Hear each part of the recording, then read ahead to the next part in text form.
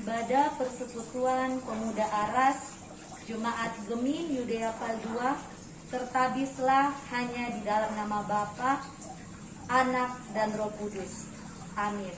Dalam kitab Yesaya pasal 44 ayatnya yang ke-22 yang tertulis, Aku telah menghapuskan segala dosa pemberontakanmu seperti kabut diterbangkan angin, dan segala dosamu seperti awan yang tertiup.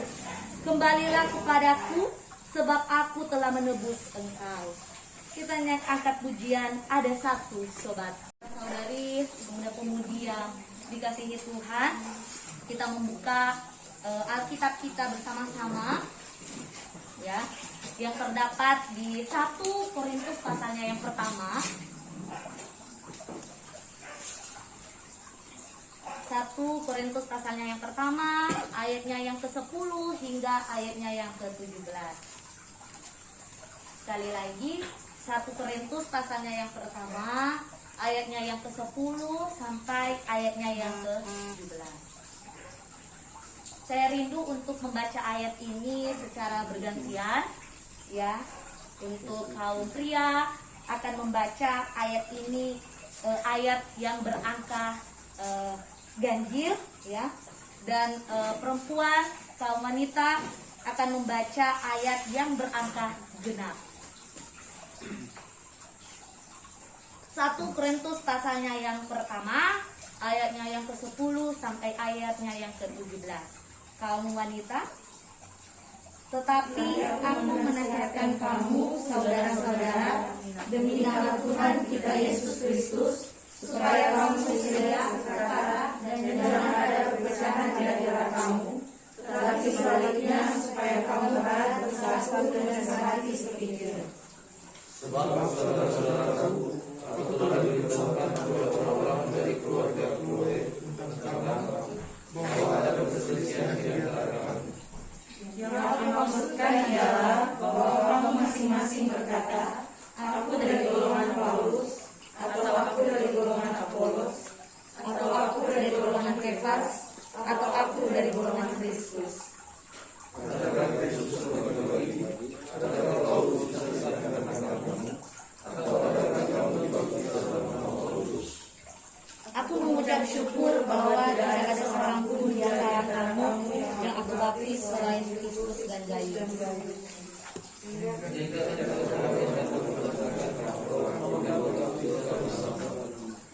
Keluarga Stefanus aku yang membaptisnya, kecuali mereka aku tidak tahu, entahkah ada lagi orang yang aku baptis. Sebab Kristus mengutus aku bukan untuk membaptis, tetapi untuk memberitakan Injil, dan itu pun dengan hikmat perkataan, supaya salib Kristus jangan menjadi sia-sia. Terima kasih. Shalom. Saudara-saudari yang diberkati dan dikasihi oleh Tuhan kita Yesus Kristus, saya sangat senang, berbahagia bisa berada di tengah-tengah, ya, pemuda-pemudi Gemim Yudea, pemuda-pemudi yang luar biasa pastinya. Apa kabar semuanya? Luar biasa. Puji Tuhan, ya. Saya doakan semoga kita semua yang hadir pada malam ini selalu dalam keadaan sehat, ya, selalu dalam keadaan yang kuat, dan pastinya, ya, selalu berada dalam keadaan yang bersukacita, ya. Walaupun mungkin dari antara kita ada berbagai masalah atau pergumulan hidup, tapi tidak ada alasan bagi kita untuk tidak bersukacita. Amin. Karena Tuhan Yesus sangat baik, ya. Kita percaya saja bahwa apapun yang terjadi dalam kehidupan kita, semua yang terbaik yang Tuhan berikan. Gak ada satu apapun yang terjadi di luar dari pengetahuan atau kendalinya Tuhan.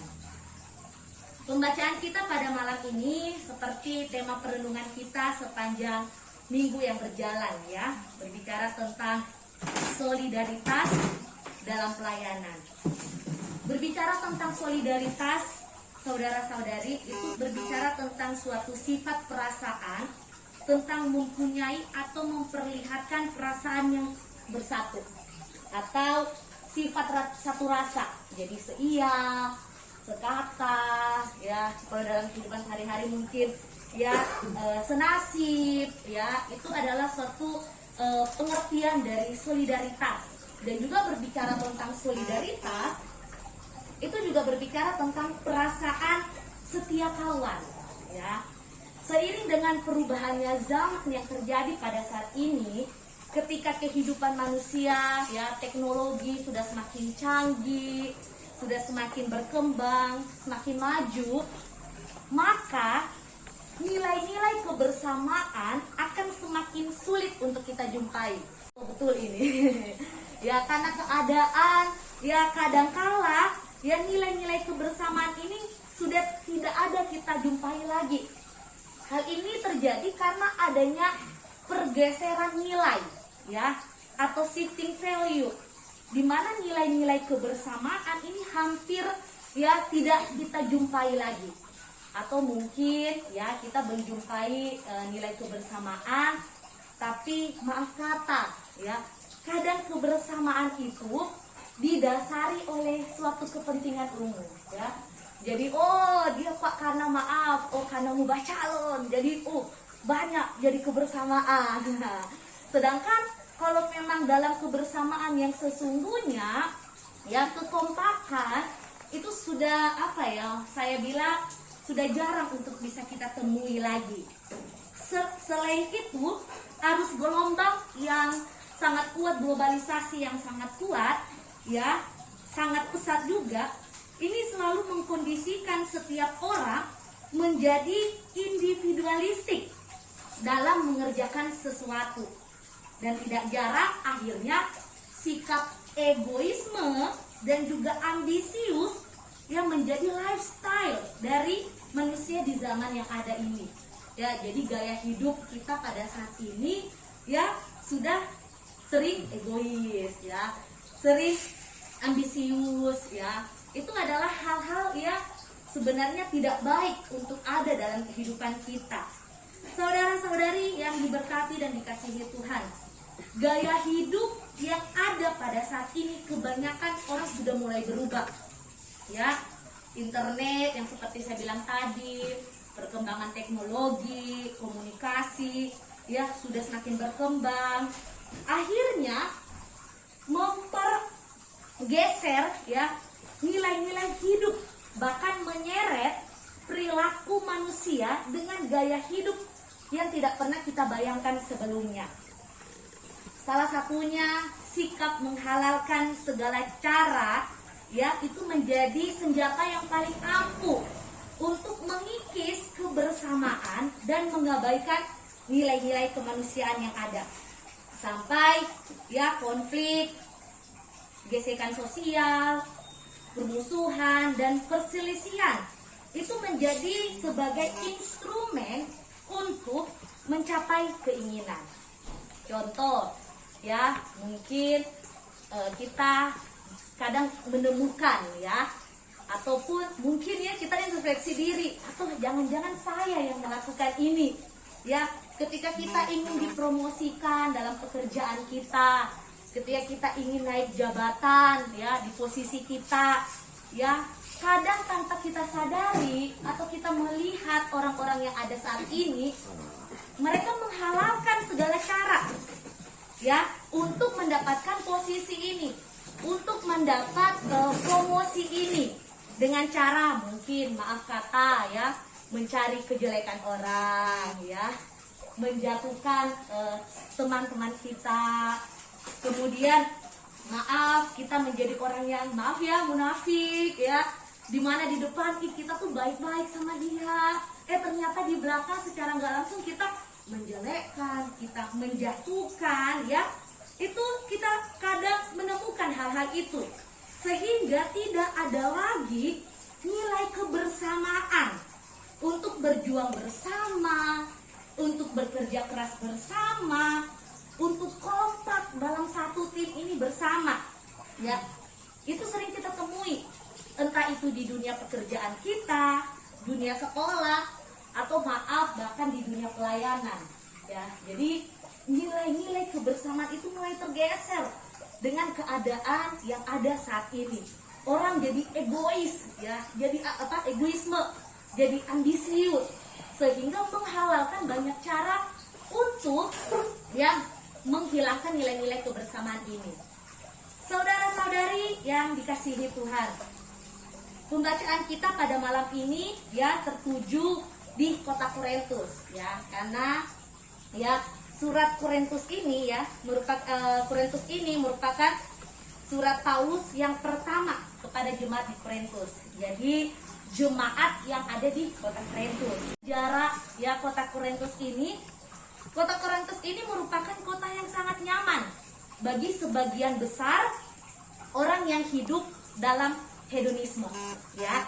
Jadi kota Korintus ini merupakan kota yang dimana tempat cari kesenangan, tempat cari kenikmatan ya, kemudian tempat cari kemewahan, bahkan pemuasan hawa nafsu itu ada di kota ini. Dan juga di kota Korintus ini, kalau kita lihat di pasal-pasal selanjutnya, banyak sekali ditemukan ya penyembahan berhala kepada dewa atau dewi di kuil-kuil.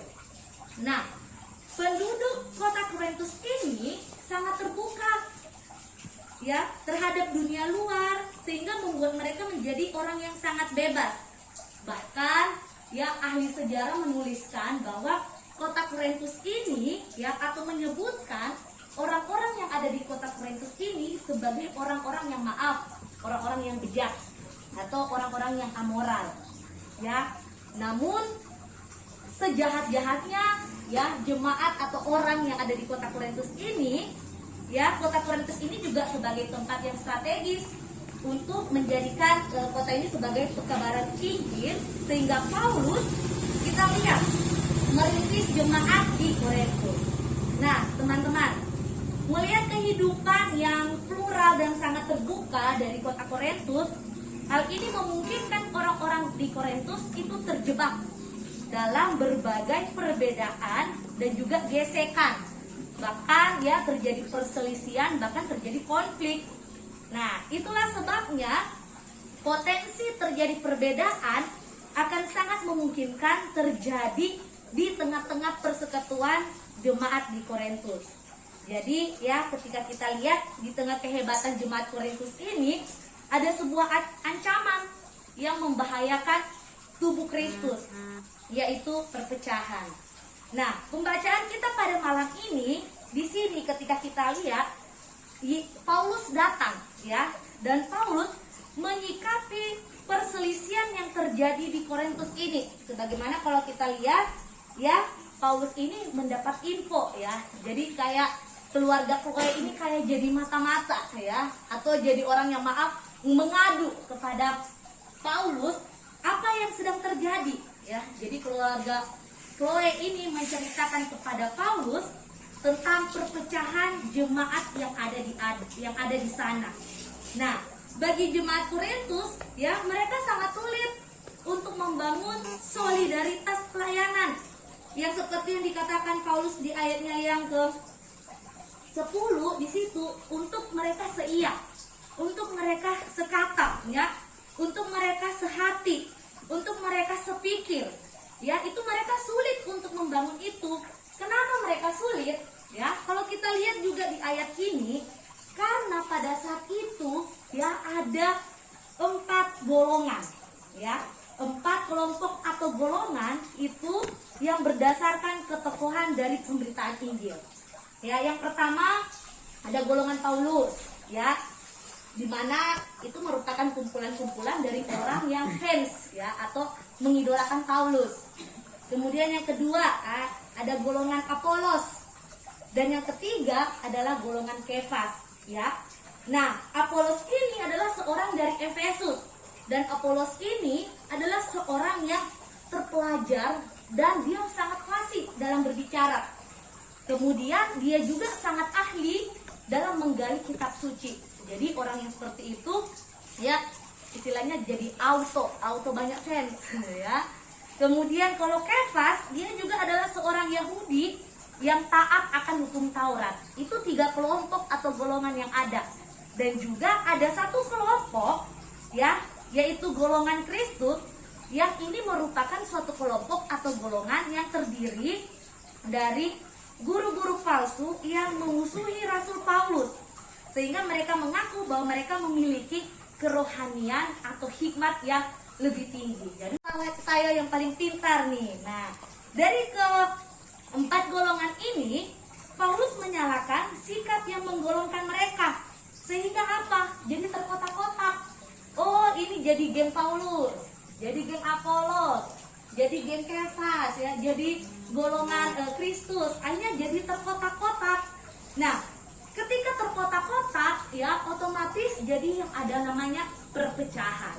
Nah, malam ini teman-teman, saya rindu untuk kita semua. Ada 2 poin yang saya mau bagikan.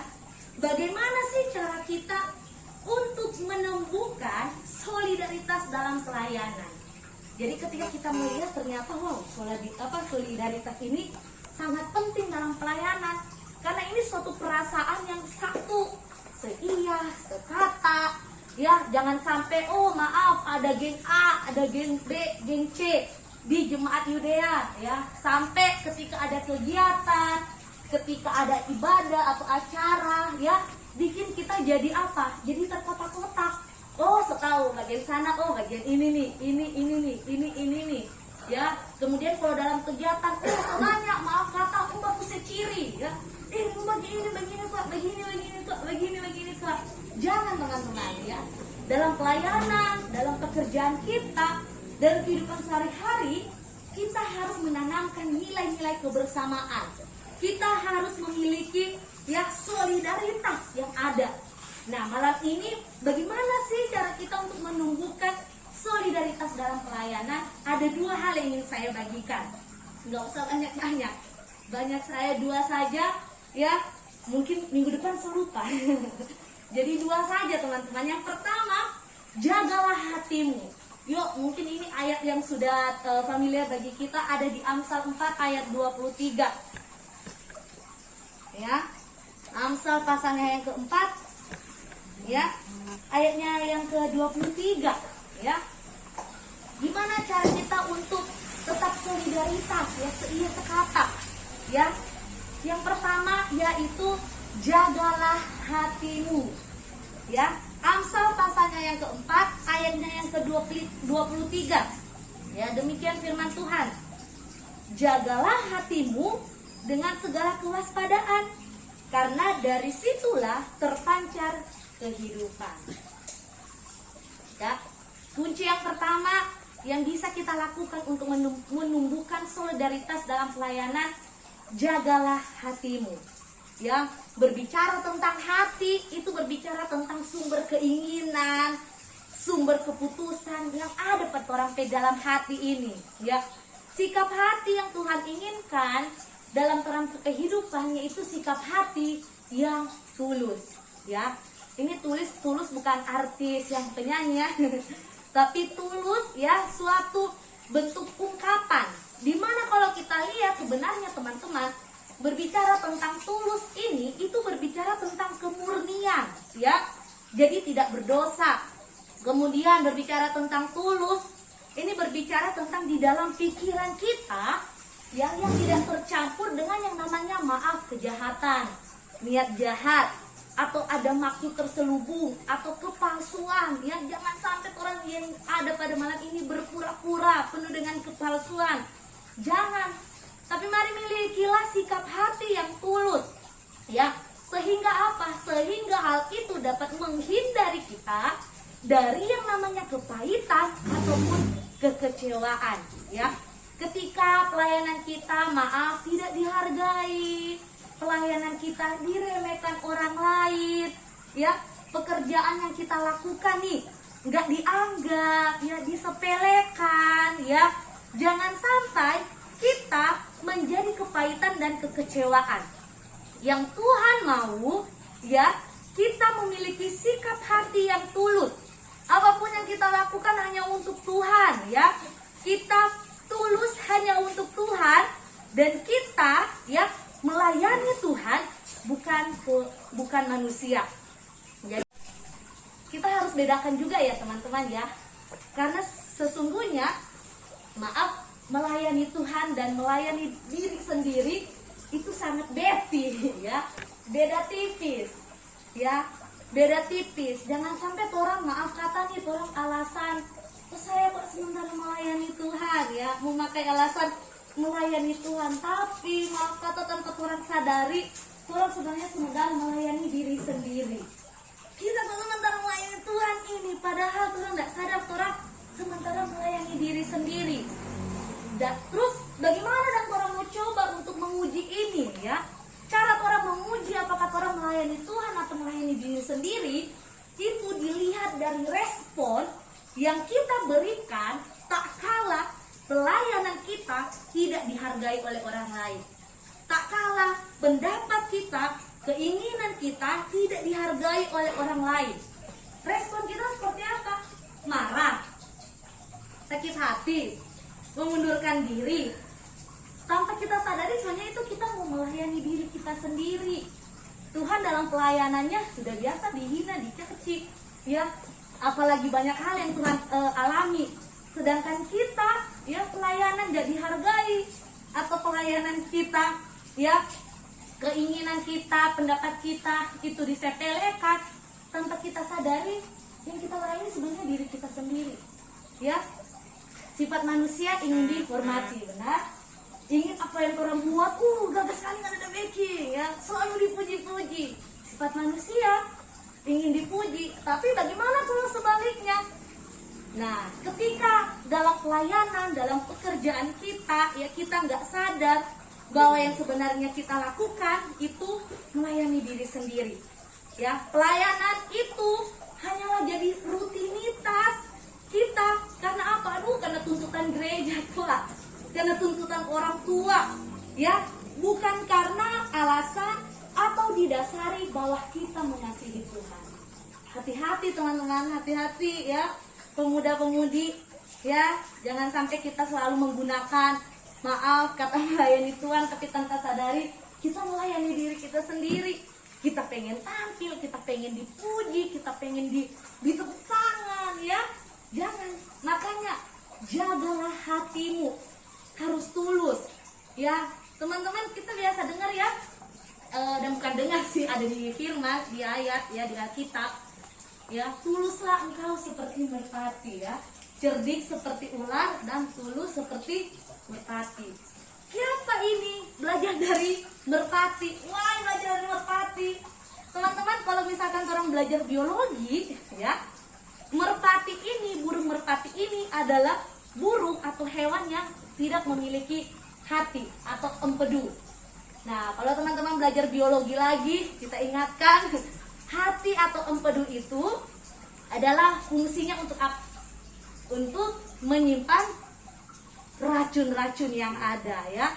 Jadi segala jenis racun yang diterima oleh tubuh, ya, disimpan oleh tubuh itu di empedu atau hati. Nah, burung merpati adalah burung yang tidak memiliki hati. Jadi atau empedu, ya. Jadi ketika mereka memasukkan makanan, ya, itu langsung dibuang oleh usus kecil atau langsung dibuang di anus karena tidak ada hati. Kalau orang makan, toh masih ada hati atau empedu yang mau kasih pisah. Oh, mana yang racun, mana yang baik for tubuh. Yang racun disimpan di empedu, ya, di hati. Nah, makanya disuruh belajar tulis seperti burung merpati. Maksudnya bukan berarti pulang dari sini orang ke rumah sakit ambil tempe hati supaya orang senyada hati, senyada empedu, orang yang mati. Tapi di sini, ya, suatu perumpamaan di mana jangan orang menyimpan yang namanya kekecewaan, ya, orang menyimpan yang namanya kepahitan, jangan. Tapi milikilah hati yang tulus. Ketika kita memiliki hati yang tulus, ya, solidaritas dalam pelayanan itu akan terlihat, ya. Kita akan saling mengerti, saling memahami. Walaupun maaf dia suka kasih kecewa ke orang, ya, bukan berarti orang jadi apa? Menjatuhkan dia, benci dia, jangan. Tetap layani, tetap kasihi. Tuh, pelayanan diusir, tetap melayani Tuhan, ya. Jadi artinya apa, teman-teman? Ya, ketika kita melayani Tuhan, kerjakanlah, layanilah dengan tulus, tanpa embel-embel untuk kepentingan pribadi, tanpa kecewa, ya. Walaupun orang sebagai manusia kecewa, ya wajar ya. Bukan berarti itu orang manusia kuat itu kita jadi anti yang namanya kekecewaan. Enggak, orang manusia tetap kecewa, tapi kekecewaan yang saya maksud, kepahitan yang saya maksud jangan simpan lama-lama.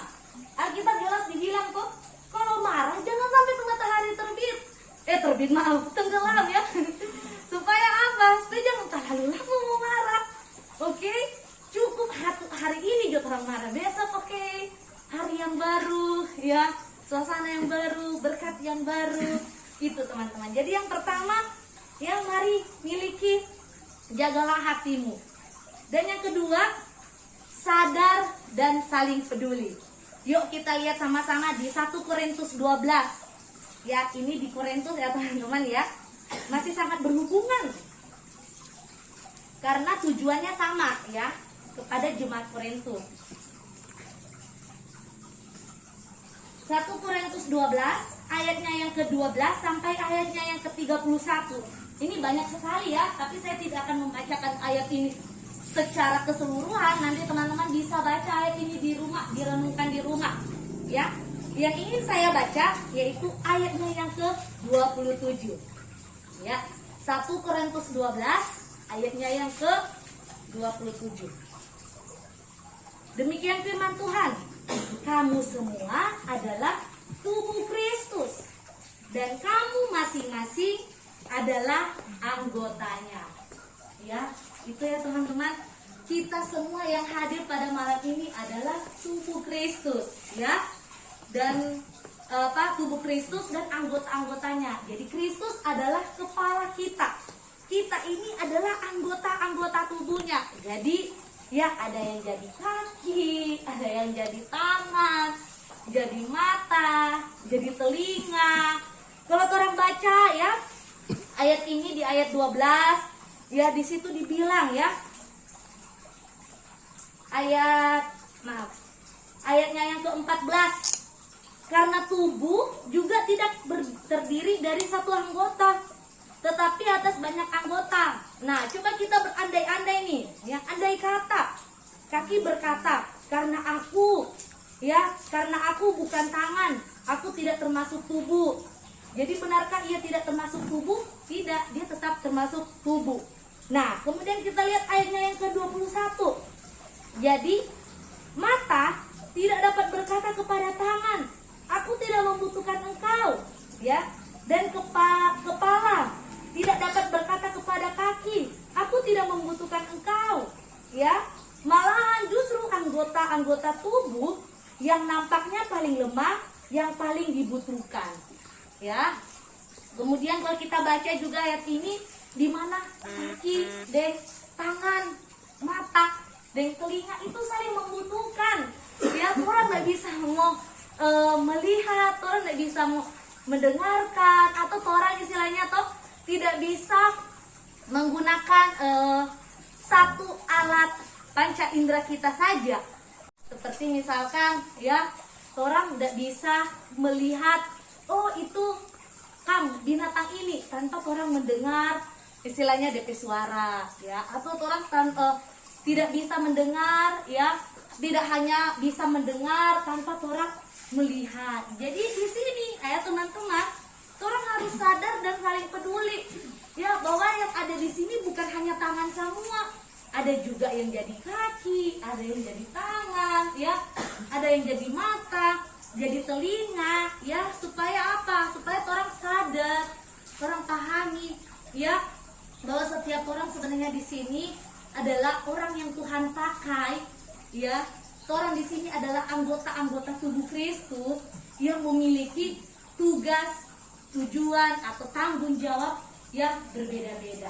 Dan orang semua yang hadir pada malam ini, secara ilmu psikologi, orang semua di sini memiliki kepribadian yang berbeda-beda, sifat yang berbeda-beda, kan? Jadi satu hal yang mesti orang ingat, yang mesti orang ingat yaitu orang harus saling mengerti, saling memahami, orang sadar, nah, saling peduli. Jangan sampai orang saling membiarkan, saling menjatuhkan, saling menyepelekan, jangan. Maka dari itu teman-teman, ya, marilah kita menyadari hal ini. begitu penting bagi kita untuk menjaga dan merawat yang namanya kebersamaan atau rasa sepenanggungan dan persekutuan umat sebagai sebuah kekuatan dalam kerja pelayanan gereja Tuhan. Selain itu, kita juga harus ingat, boleh kita melihat karisma yang hebat dari seorang tokoh ya, yang memberikan edukasi yang baik, memberikan teladan, tetapi kita tetap harus waspada juga untuk tidak terjebak ya munculnya sektarian atau kelompok-kelompok tertentu ya. Kemudian ya, kita juga harus ingat ya, bekerja di dalam pelayanan gereja Tuhan, kita tidak boleh bekerja atau kita tidak bisa bekerja seorang diri ya. Nggak boleh one man show ya.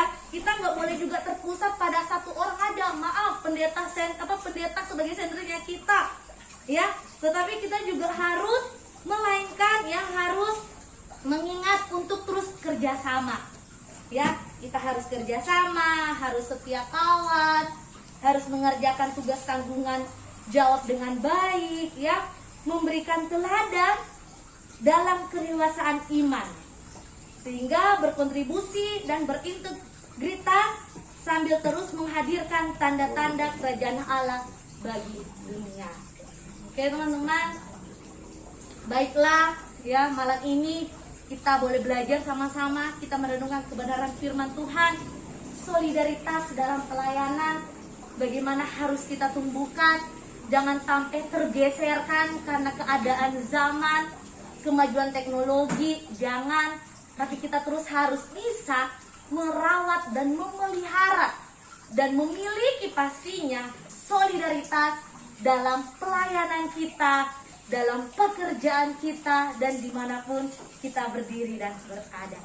Amin. Saudara-saudara, pergilah, bawalah kedamaian dan terang Yesus Kristus. Jagalah kekudusan hidupmu sebagai pemuda Kristen yang takut akan Tuhan, serta jadilah teladan bagi orang banyak. Dan terimalah berkat Tuhan. Kasih karunia Tuhan kita Yesus Kristus akan terus memberkati dan melindungi saudara Stemen Hombokau bersama keluarga Hombokau Pangemanan dan kita semua yang hadir saat ini untuk selama-lamanya.